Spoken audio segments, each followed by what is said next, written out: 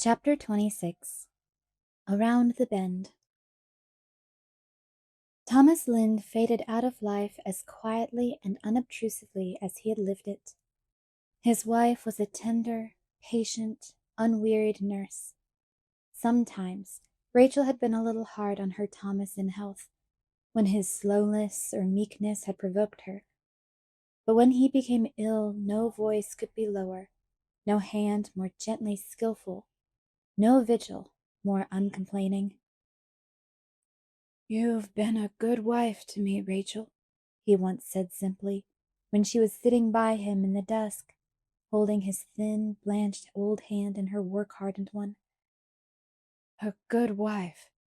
I'm sorry I ain't leaving you better off, but the children will look after you. They're all smart, capable children, just like their mother. A good mother, a good woman." He had fallen asleep then, and the next morning, just as the white dawn was creeping up over the pointed firs in the hollow, Marilla went softly into the east gable and wakened Anne. "Anne, Thomas Lynde is gone. Their hired boy just brought the word. I'm going right down to Rachel." On the day after Thomas Lynde's funeral, Marilla went about Green Gables with a strangely preoccupied air. Occasionally she looked at Anne and seemed on the point of saying something, then shook her head and buttoned up her mouth. After tea she went down to see Mrs. Rachel, and when she returned she went to the east gable, where Anne was correcting school exercises. "How is Mrs. Lynde tonight?" asked the latter. "She's feeling calmer and more composed," answered Marilla, sitting down on Anne's bed, a proceeding which betokened some unusual mental excitement, for in Marilla's code of household ethics, to sit on a bed after it was made up was an unpardonable offense. "But she's very lonely. Eliza had to go home today. Her son isn't well, and she felt she couldn't stay any longer." "When I've finished my exercises, I'll run down and chat a while with Mrs. Lynde," said Anne. "I had intended to study some Latin composition tonight, but it can wait." "I suppose Gilbert Blythe is going to college in the fall," said Marilla jerkily. "How would you like to go too, Anne?"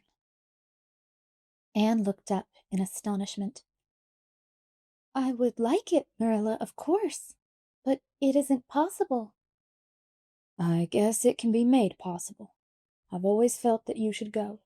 I've never felt easy to think you were giving it all up on my account." "But, Marilla, I've never been sorry for a moment that I stayed home. I've been so happy.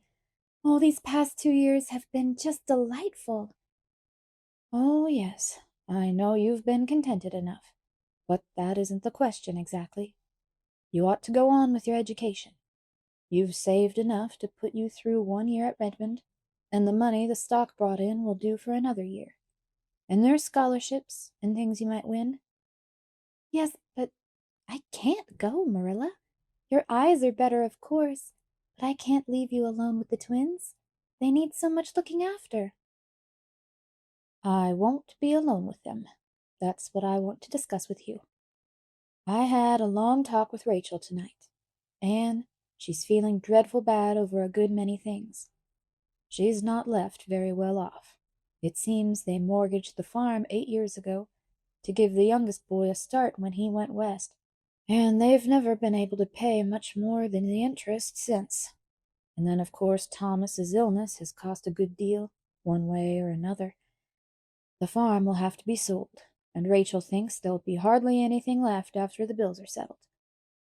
She says she'll have to go and live with Eliza, and it's breaking her heart to think of leaving Avonlea. A woman of her age doesn't make new friends and interests easy. And Anne, as she talked about it, the thought came to me that I would ask her to come and live with me. But I thought I ought to talk it over with you before I said anything to her. If I had Rachel living with me, you could go to college. How do you feel about it?" "I feel as if somebody had handed me the moon, and I didn't know exactly what to do with it," said Anne dazedly. "But as for asking Mrs. Lynde to come here, that is for you to decide, Marilla. Do you think— Are you sure you would like it? Mrs. Lynde is a good woman and a kind neighbor, but— But she's got her faults, you mean to say? Well, she has, of course, but I think I'd rather put up with far worse faults than see Rachel go away from Avonlea. I'd miss her terrible. She's the only close friend I've got here, and I'd be lost without her. We've been neighbors for 45 years, and we've never had a quarrel, though we came rather near it that time you flew at Mrs. Rachel for calling you homely and red-haired. Do you remember, Anne? I should think I do, said Anne ruefully. People don't forget things like that. How I hated poor Mrs. Rachel at that moment. And then that apology you made her. Well, you were a handful, in all conscience, Anne. I did feel so puzzled and bewildered how to manage you. Matthew understood you better. Matthew understood everything, said Anne softly, as she always spoke of him. Well, I think it could be managed, so that Rachel and I wouldn't clash at all. It always seemed to me that the reason two women can't get along in one house is that they try to share the same kitchen and get in each other's way. Now, if Rachel came here, she could have the north gable for her bedroom, and the spare room for a kitchen as well as not, for we don't really need a spare room at all. She could put her stove there and what furniture she wanted to keep, and be real comfortable and independent. She'll have enough to live on, of course. Her children'll see to that. So all I'd be giving her would be the house room. Yes, Anne, as far as I'm concerned, I'd like it. Then ask her, said Anne promptly. I'd be very sorry myself to see Mrs. Rachel go away. And if she comes, continued Marilla, you can go to college as well as not. She'll be company for me, and she'll do for the twins what I can't do, so there's no reason in the world why you shouldn't go. Anne had a long meditation at her window that night. Joy and regret struggled together in her heart. She had come at last, suddenly and unexpectedly, to the bend in the road, and college was around it, with 100 rainbow hopes and visions. But Anne realized as well that when she rounded that curve, she must leave many sweet things behind. All the little simple duties and interests which had grown so dear to her in the last 2 years, and which she had glorified into beauty and delight by the enthusiasm she had put into them. She must give up her school, and she loved every one of her pupils, even the stupid and naughty ones. The mere thought of Paul Irving made her wonder if Redmond were really a name to conjure with after all. I've put out a lot of little roots over these 2 years, Anne told the moon, and when I'm pulled up, they're going to hurt a great deal. But it's best to go, I think, and as Marilla says, there's no good reason why I shouldn't. I must get out all my ambitions and dust them. Anne sent in her resignation the next day, and Mrs. Rachel, after a heart-to-heart talk with Marilla, gratefully accepted the offer of a home at Green Gables. She elected to remain in her own house for the summer, however. The farm was not to be sold until the fall, and there were many arrangements to be made. I certainly never thought of living as far off the road as Green Gables, sighed Mrs. Rachel to herself. But really, Green Gables doesn't seem as out of the world as it used to do. Anne has lots of company, and the twins make it real lively. And anyhow, I'd rather live at the bottom of a well than leave Avonlea. These two decisions being noised abroad speedily ousted the arrival of Mrs. Harrison in popular gossip. Sage heads were shaken over Marilla Cuthbert's rash step in asking Mrs. Rachel to live with her. People opined that they wouldn't get on together. They were both too fond of their own way, and many doleful predictions were made. none of which disturbed the parties in question at all. They had come to a clear and distinct understanding of the respective duties and rights of their new arrangements, and meant to abide by them. "I won't meddle with you, nor you with me," Mrs. Rachel had said decidedly. "And as for the twins, I'll be glad to do all I can for them, but I won't mistake to answer Davy's questions, that's what. I'm not an encyclopedia, neither am I a Philadelphia lawyer. You'll miss Anne for that." "Sometimes Anne's answers are about as queer as Davy's questions," said Marilla dryly. "The twins will miss her, and no mistake. But her future can't be sacrificed to Davy's thirst for information. When he asks questions I can't answer, I'll just tell him children should be seen and not heard. That was how I was brought up, and I don't know but what it was just as good a way as all these newfangled notions for training children."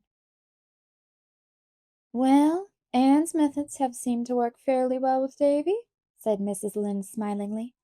"He is a reformed character, that's what." "He isn't a bad little soul," conceded Marilla. "I never expected to get as fond of these children as I have. Davy gets round you somehow. And Dora is a lovely child, although she's kind of, well, kind of monotonous." "Exactly," supplied Mrs. Rachel. "Like a book where every page is the same, that's what. Dora will make a good, reliable woman, but she'll never set the pond on fire. Well, that sort of folks are comfortable to have around, even if they are not as interesting as the other kind." Gilbert Blythe was probably the only person to whom the news of Anne's resignation brought unmixed pleasure. Her pupils looked upon it as a sheer catastrophe. Annetta Bell had hysterics when she went home. Anthony Pye fought 2 pitched and unprovoked battles with the other boys by way of relieving his feelings. Barbara Shaw cried all night. Paul Irving defiantly told his grandmother that she needn't expect him to eat any porridge for a week. "I can't do it, Grandma," he said. "I don't really know if I can eat anything. I feel as if there was a dreadful lump in my throat. I'd have cried coming home from school if Jake Donnell hadn't been watching me. I believe I will cry after I go to bed. It wouldn't show on my eyes tomorrow, would it? And it would be such a relief. But anyway, I can't eat porridge. I'm going to need all my strength of mind to bear up against this, Grandma, and I won't have any left to grapple with porridge. Oh, Grandma, I don't know what I'll do when my beautiful teacher goes away. Milty Boulter says he bets Jane Andrews will get the school. I suppose Miss Andrews is very nice, but I know she won't understand things like Miss Shirley." Diana also took a very pessimistic view of affairs. "It will be horribly lonesome here next winter," she mourned, one twilight when the moonlight was raining airy silver through the cherry boughs and filling the east gable with a soft, dreamlike radiance in which the 2 girls sat and talked. Anne on her low rocker by the window, Diana sitting Turk fashion on the bed. "You and Gilbert will be gone, and the Allens too. They are going to call Mr. Allen to Charlottetown, and of course he'll accept. It's too mean. We'll be vacant all winter, I suppose, and have to listen to a long string of candidates, and half of them won't be any good." "I hope they won't call Mr. Baxter from East Grafton here, anyhow," said Anne decidedly. "He wants the call, but he does preach such gloomy sermons. Mr. Bell says he's a minister of the old school, but Mrs. Lynde says there's nothing whatever the matter with him but indigestion. His wife isn't a very good cook, it seems, and Mrs. Lynde says that when a man has to eat sour bread 2 weeks out of 3, his theology is bound to get a kink in it somewhere. Mrs. Allen feels very badly about going away. She says everybody has been so kind to her since she came here as a bride, and she feels as if she were leaving lifelong friends. And then there's the baby's grave, you know. She says she doesn't see how she can go away and leave that." It was such a little mite of a thing, and only 3 months old, and she says she is afraid it will miss its mother, though she knows better, and wouldn't say so to Mr. Allen for anything. She says she has slipped through the birch grove back of the manse nearly every night to the graveyard, and sung a little lullaby to it. She told me all about it last evening when I was putting up some of those early wild roses on Matthew's grave. I promised her that as long as I was in Avonlea, I would put flowers on the baby's grave, and when I was away, I felt sure that I would do it, supplied Diana heartily. Of course I will, and I'll put them on Matthew's grave too, for your sake, Anne. Oh, thank you. I meant to ask you if you would.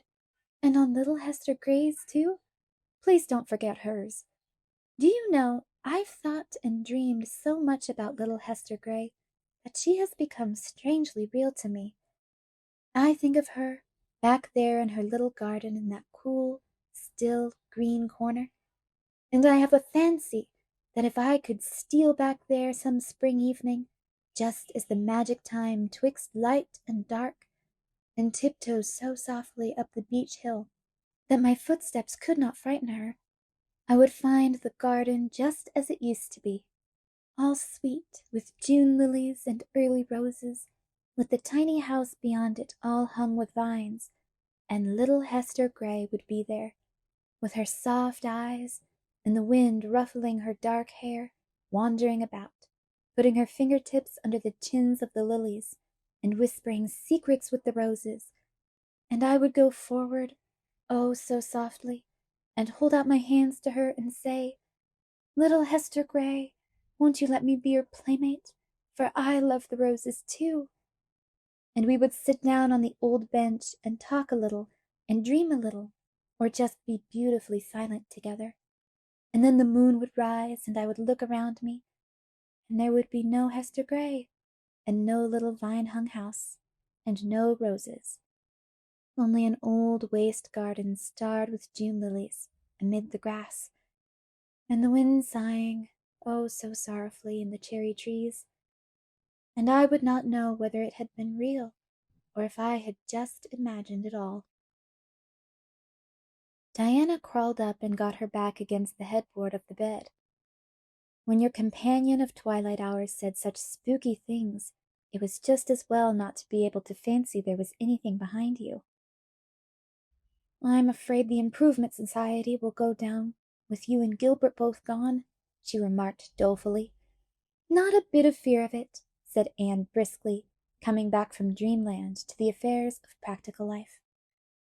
It is too firmly established for that, especially since the older people are becoming so enthusiastic about it. Look what they are doing this summer for their lawns and lanes.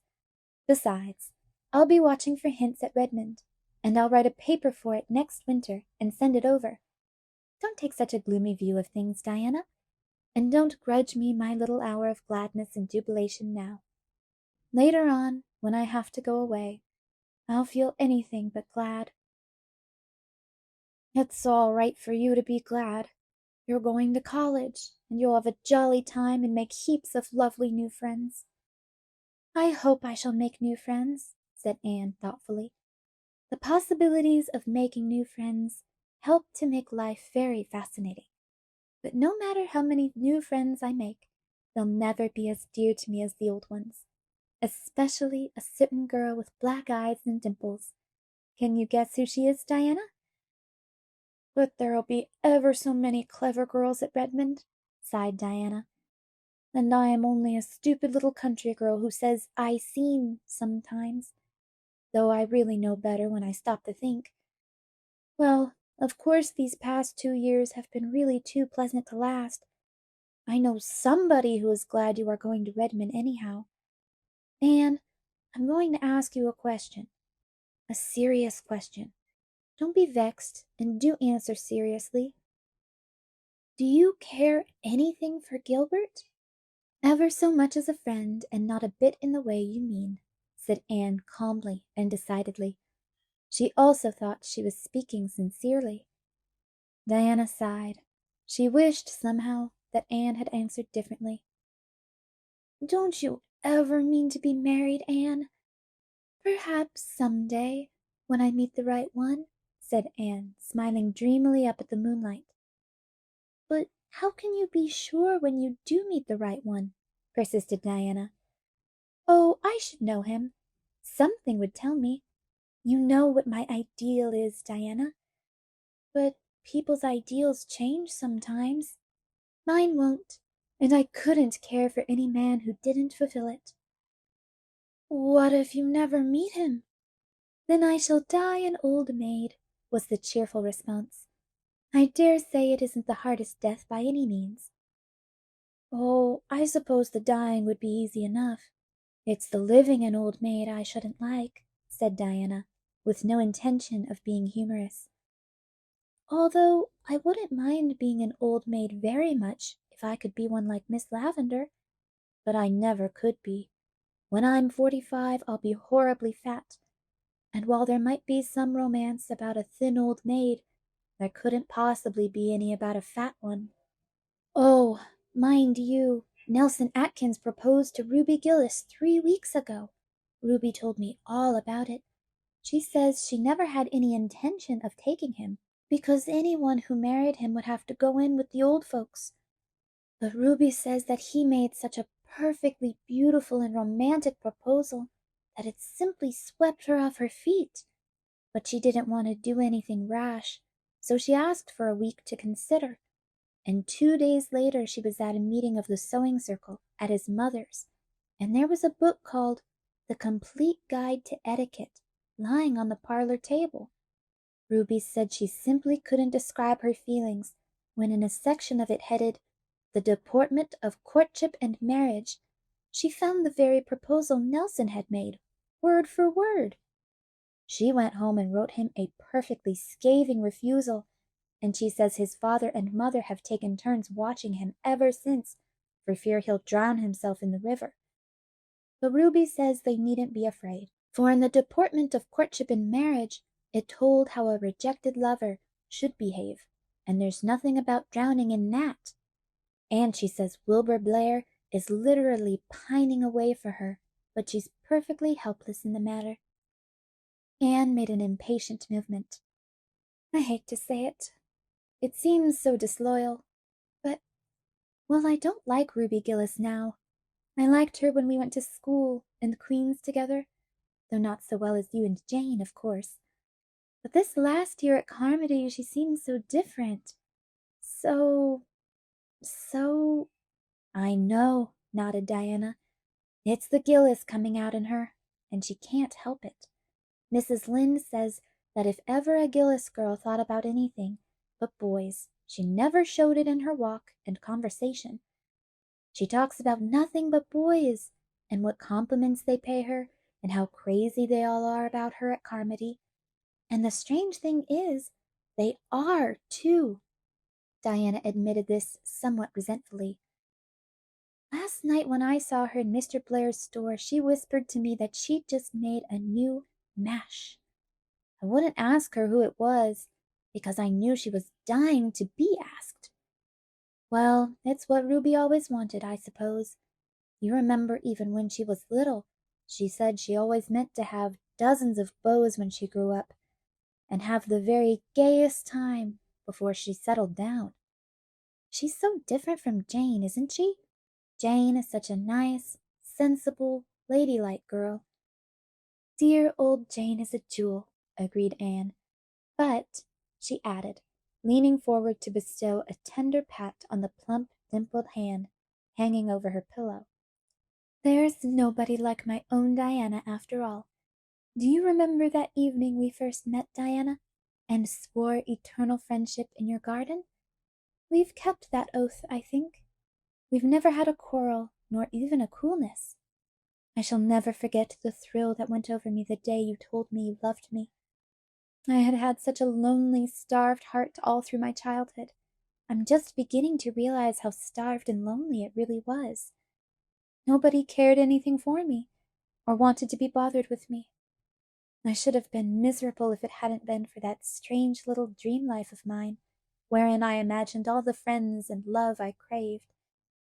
But when I came to Green Gables, everything was changed. And then I met you. You don't know what your friendship meant to me. I want to thank you here and now, dear, for the warm and true affection you've always given me. And always, always will, sobbed Diana. I shall never love anybody, any girl, half as well as I love you. And if I ever do marry and have a little girl of my own, I'm going to name her Anne.